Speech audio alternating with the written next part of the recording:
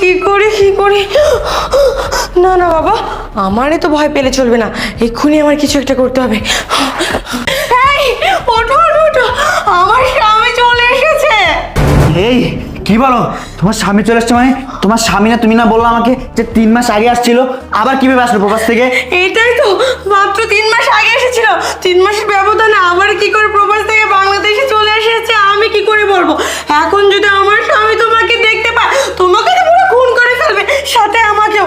না না বাবা, আমি এটা কখনো হতে দিব না।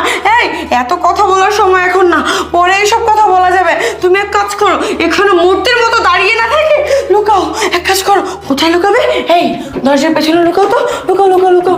না বাবা, আরে বাবা। সরি, আমার স্বামী এসে তো তোমাকে ধাক্কা দিয়ে উড়িয়ে দিবে, এইভাবে তো হবে না। কোথায় লুকাবে, কোথায়? এই এক কাজ করো, পর্দার পেছনে লুকাও।